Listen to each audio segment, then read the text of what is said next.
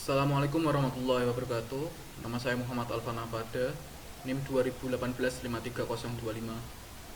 Di sini saya akan mempresentasikan dari implementasi sistem informasi pelaporan dan pengarsipan ESPPT di BPPKAD Kabupaten Kudus. Oke, kita mulai. Yang pertama, dari analisa sistem berjalan. Pada sistem yang berjalan di BPKAD Kudus, itu untuk penerapan sistem aplikasi SPPT itu masih tergolong manual karena masih menggunakan form SPOP dan LSPOP dengan secara tertulis. Nah, di sini saya membuat sistem pelaporan dan pengarsipan bertujuan untuk supaya masyarakat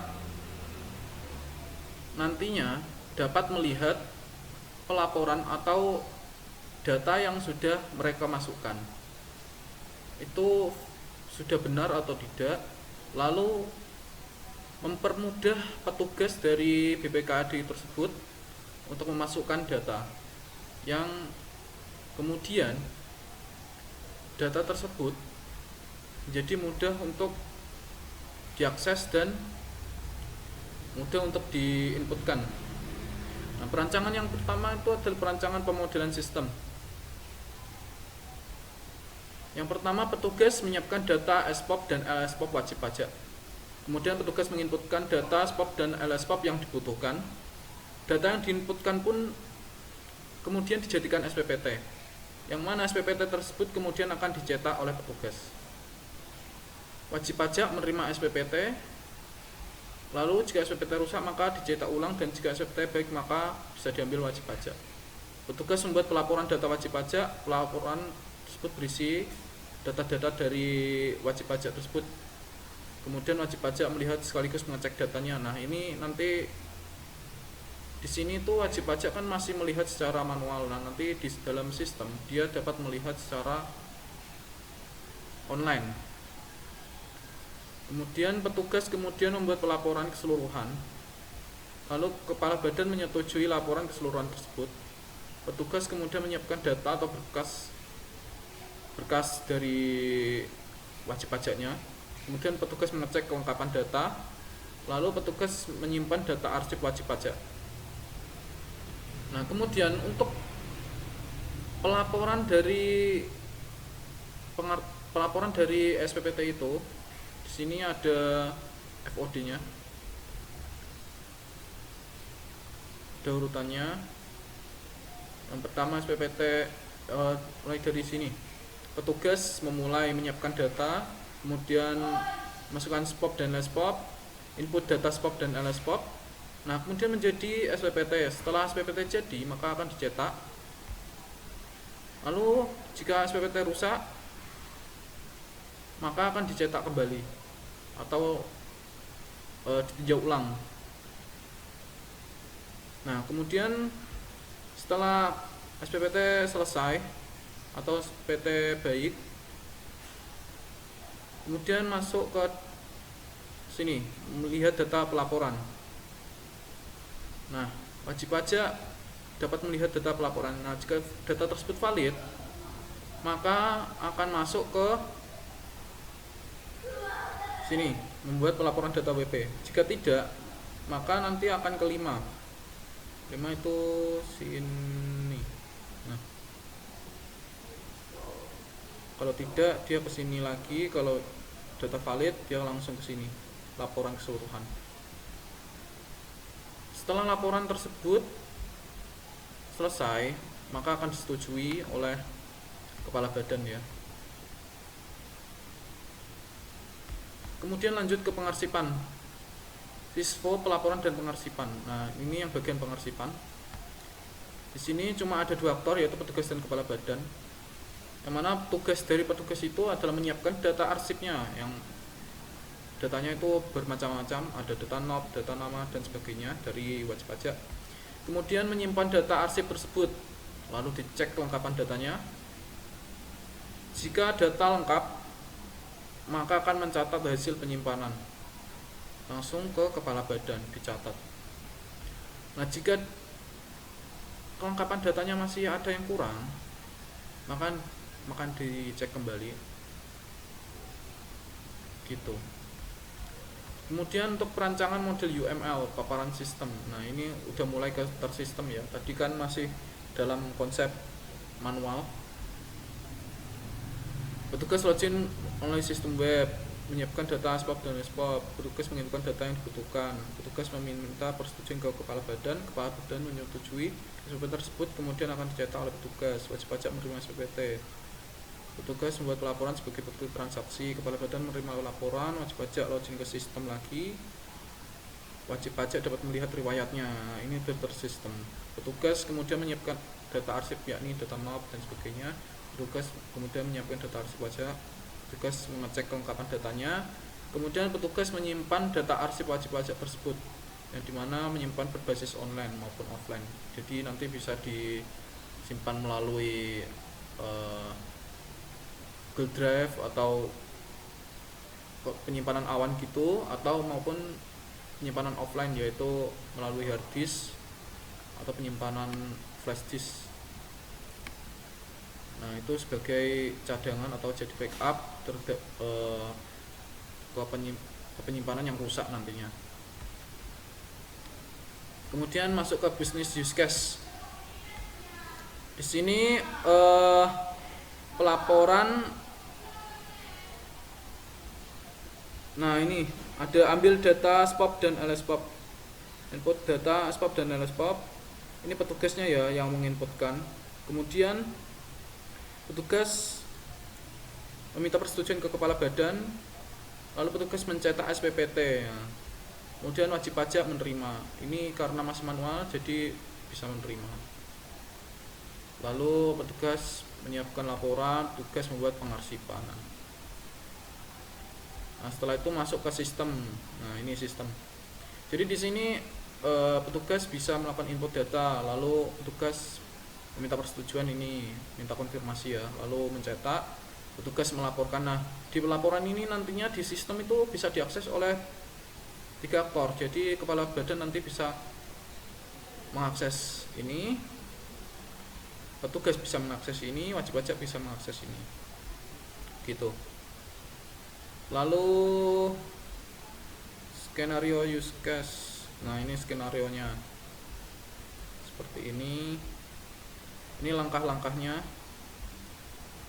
alur dan langkah-langkah dari sistem pelaporan dan pengarsipan SPPT.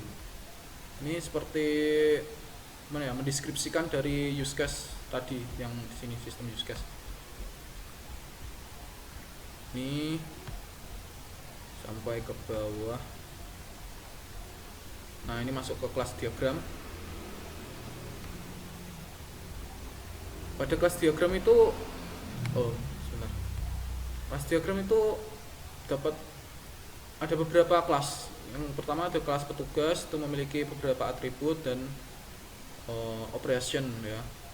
Kemudian ada kelas web, itu atributnya ini, operationnya cuma select.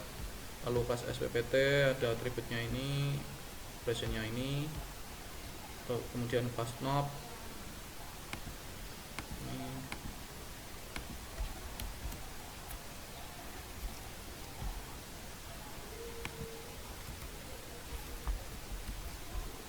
Kemudian kelas LSPOP, kelas pengarsipan, kelas pelaporan juga ada atribut ini, ada apa, operationnya. Kemudian kelas wajib pajak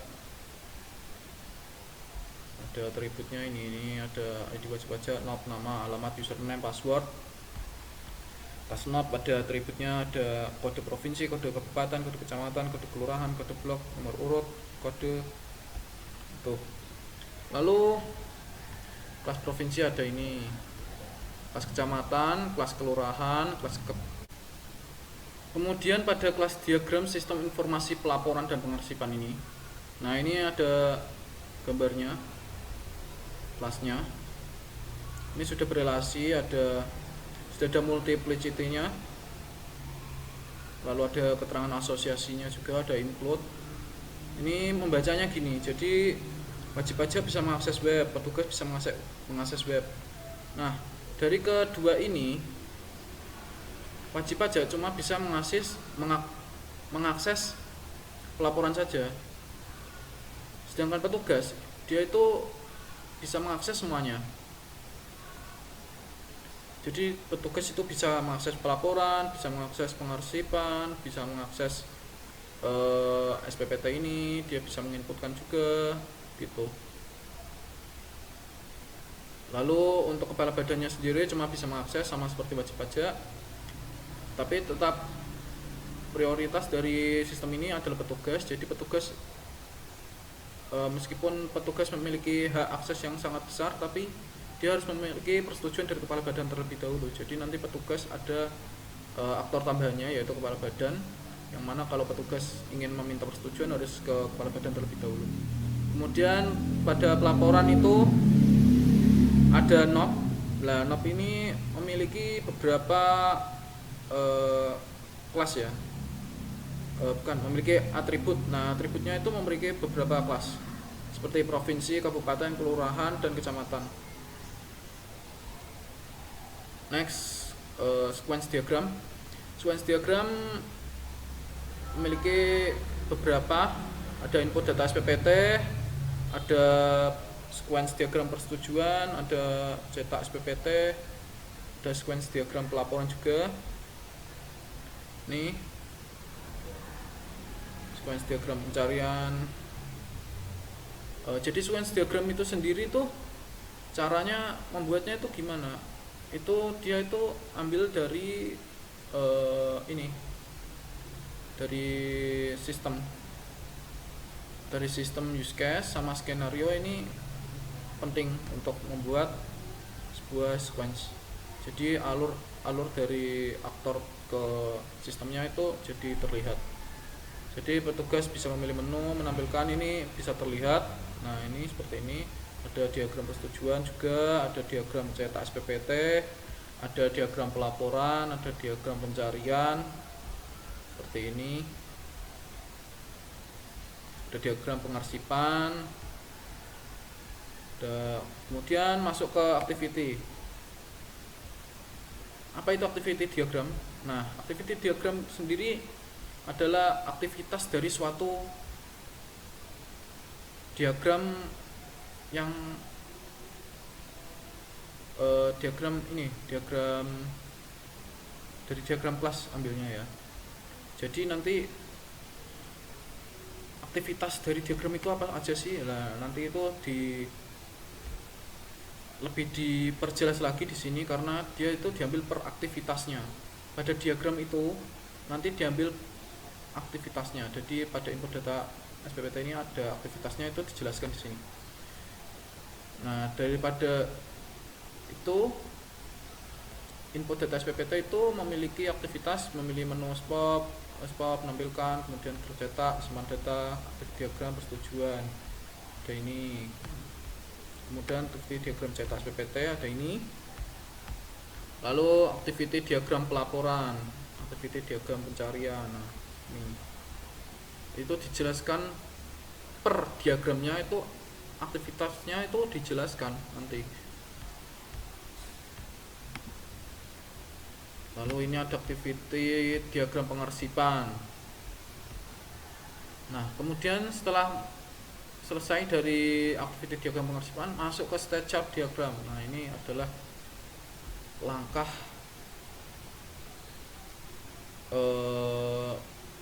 dari diagram tersebut. Jadi ini itu state chart itu lebih jelas lagi karena state chart itu menjelaskan dari fungsi atau operasi di dalam diagram itu. Jadi misal ada state chart diagram.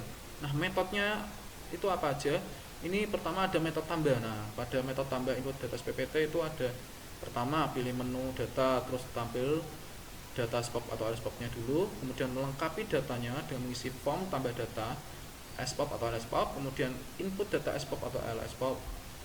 Nah, kemudian state chart diagram metode simpan. Nah, ini adalah juga pilih data SPOP atau LSPOP, tampil, Setelah tampil data SPOP atau SPOP-nya kemudian disimpan, dan lalu setelah disimpan akan tersimpan data SPOP dan atau SPOP-nya. Terus state chart diagram metode ubah input data ada juga ini, sampai state chart yang terakhir adalah state chart diagram pengarsipan, state chart diagram pelaporan pengarsipan. Ini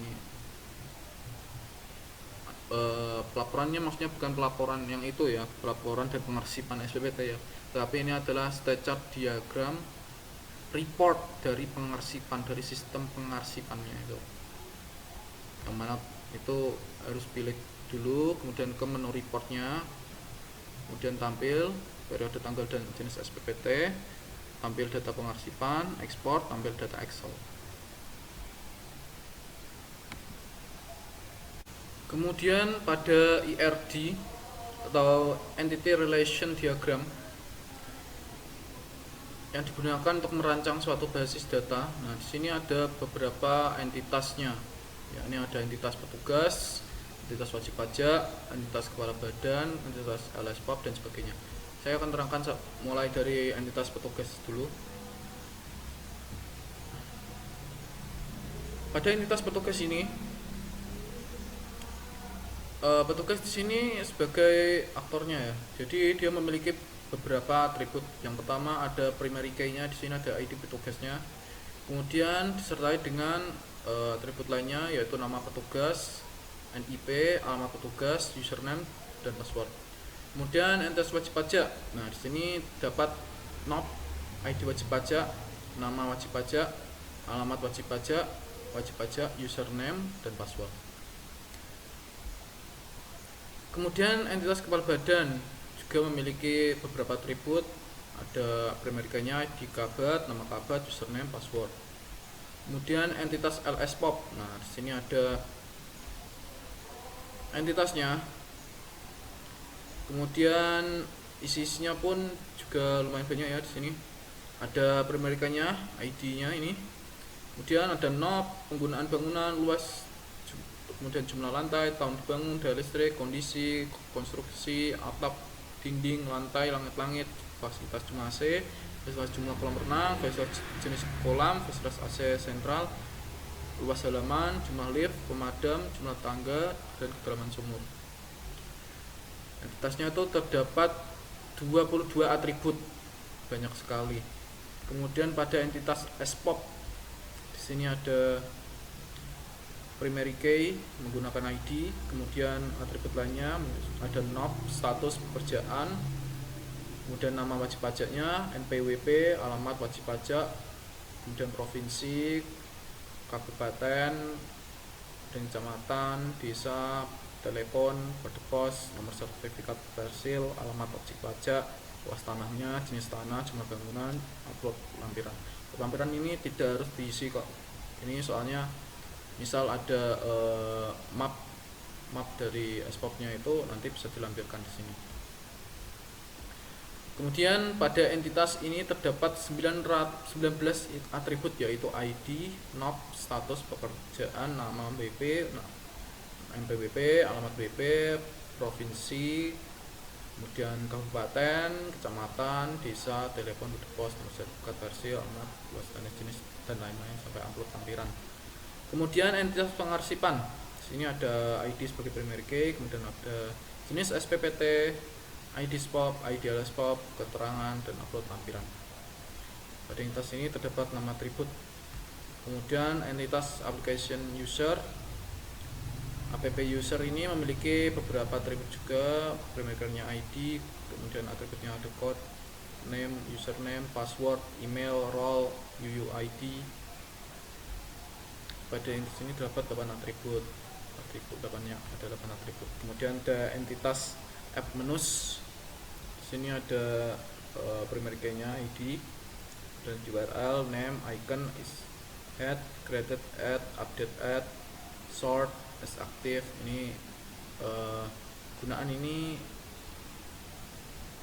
untuk ini apa? melihat pembuatannya kapan, update-nya kapan, kemudian sedang aktif atau tidak, kemudian ada ikonnya, URL-nya juga. Itu interface menu ini digunakan untuk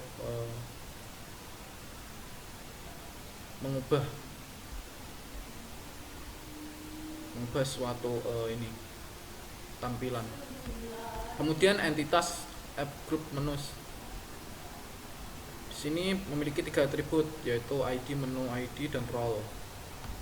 Dan ada entitas app group ini, kemudian entitas app group ini, entitas app submenu, entitas tertutup submenu ini juga.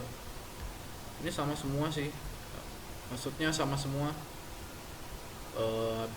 App submenu itu memiliki ID ini, URL, menu, create, update, aktif kayak gitu. Kemudian entity relationship diagram. Nah, ini entitasnya kayak gini nanti. Jadi kan aktornya ada petugas, wajib pajak, sama kepala badan. Kemudian untuk menjalankan suatu ini aplikasi nanti itu pertama harus ke application user dulu. Jadi siapa yang mengakses gitu loh, mengakses web itu. Jadi bisa usernya atau admin atau kepala badan. Nanti kalau petugas itu tentu saja bisa mengakses semuanya, tapi kalau user itu cuma menampilkan pelaporannya saja. Jadi cuma bisa menampilkan pelaporan dari SPOP atau LSPOP-nya. Tuh. Oke. Untuk analisa masalah sudah selesai. Kemudian kita akan masuk ke tahap pengoperasian aplikasinya.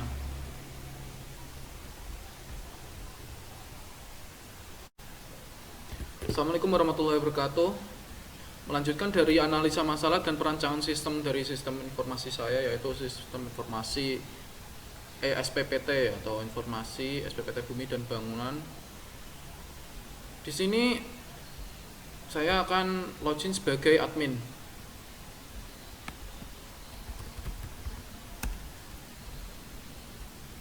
Oh, salah. Sebentar.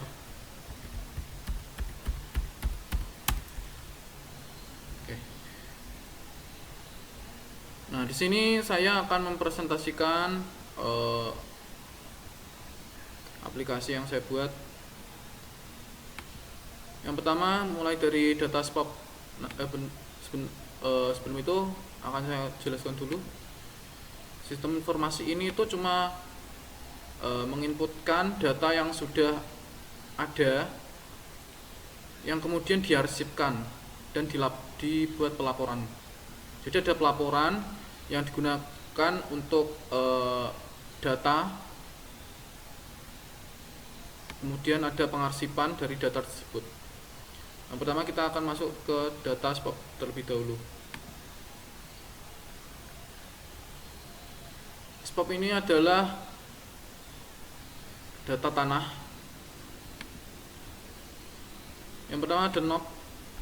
Knob sini harus mempunyai 11 karakter, hanya bisa 11 karakter. Dan terdiri dari beberapa angka. Jadi kita akan masukkan aja. Serah. Yang penting tidak melebihi 11. Karena knob itu pasti terdiri dari beberapa kode kayak provinsi, kabupaten, kota, kecamatan kayak gitu. Kemudian nomor KTP. Terus saja serah. Lalu pemilik, status pekerjaannya ABRI, nama wajib pajak. Nah, ini namanya kita tulis, coba jangan menghapuskan sudah karena sudah ada. Muhammad Dafan Maulana. PWP nya ini, nama wajib pajak, pangan sama, daerahnya Jawa Tengah, Kabupaten Kudus, kemudian kecamatannya Jobo tundaan boleh itu. Kelurahan desanya Lembangan, teleponnya 08.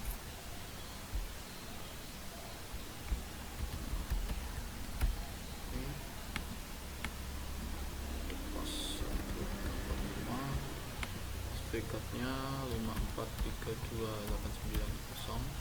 Nomor objeknya bebas juga, sama kayak itu juga boleh. Ini tinggal ganti aja nggak apa-apa. 54. Tanahnya 600 meter. Kafe.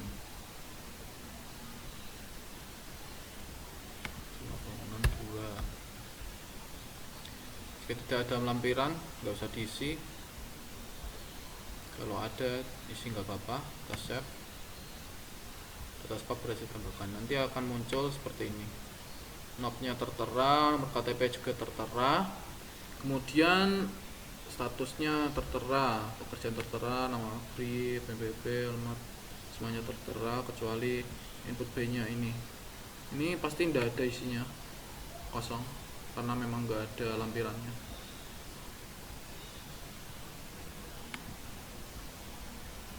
Lalu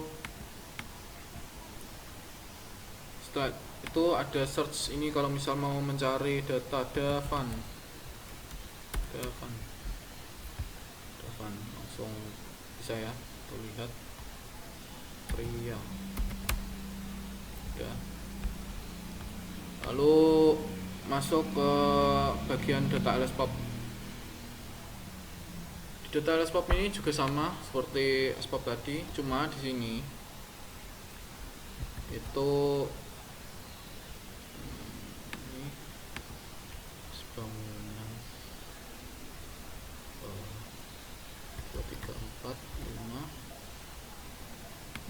lantainya 2, tahun dibangunnya 1999, direnovnya 2021 ya.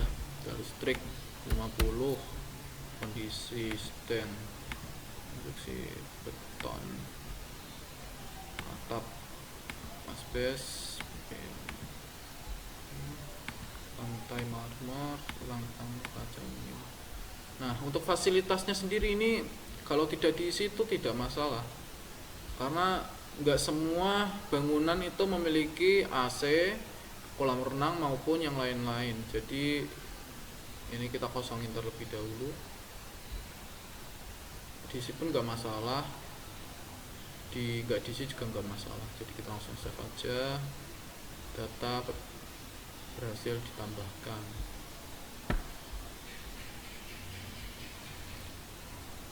Nah, ini tadi ada perumahan, ada luas bangunan, ada ini, semuanya terlihat. Nah, seperti yang ini, kalau nggak diisi nanti gini, dia kosong.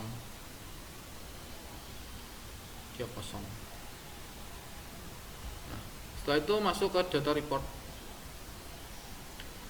Report di sini bertujuan untuk melihat data dari beberapa tanggal yang lalu sampai tanggal yang sekarang. Jadi bisa dilihat ini tanggalnya kita buat 199. Ini today aja, jenis tanahnya, semua data aja. Kita ekspor. Kalau datanya ada, nanti akan langsung ke report, langsung jadi Excel seperti ini.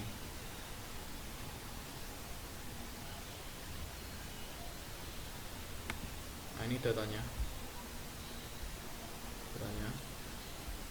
ada semua.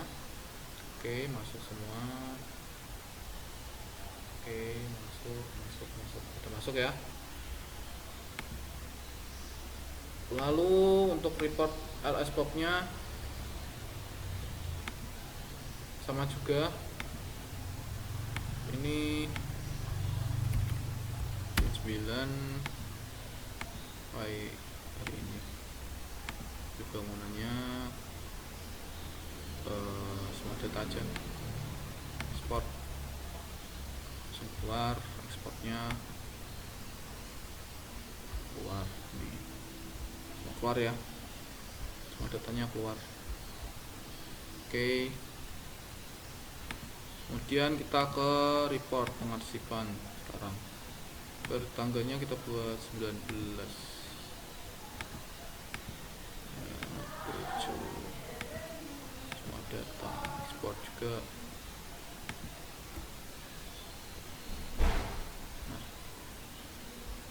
Karena pada report pengarsipan semua data itu tidak ada, jadinya kosong. Dia itu harus dihapuskan dulu.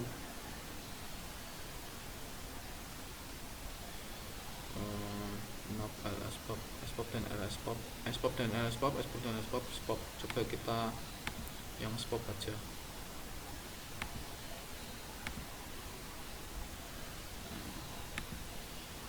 Atau enggak gini deh, datanya kita bikin 1945 sampai ini 16. Coba kita semua data aja export. Ada enggak? Oh, ada ya, datanya ada. Input date nya segini. Berarti tadi itu datanya pada di atas itu ya.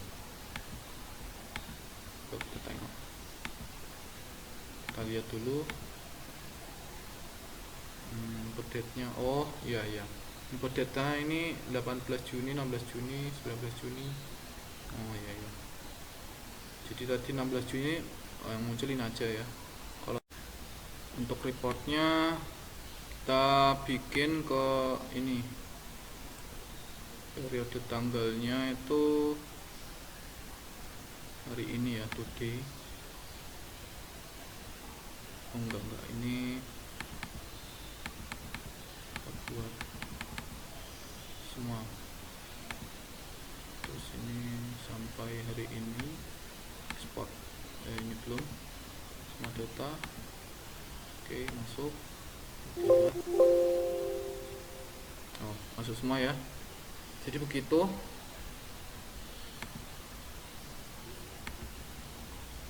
Sekian presentasi dari saya tentang sistem informasi pelaporan dan pengarsipan ESPPT BPK di BPPKAD Kabupaten Kudus. Sekian presentasi dari saya. Assalamualaikum warahmatullahi wabarakatuh.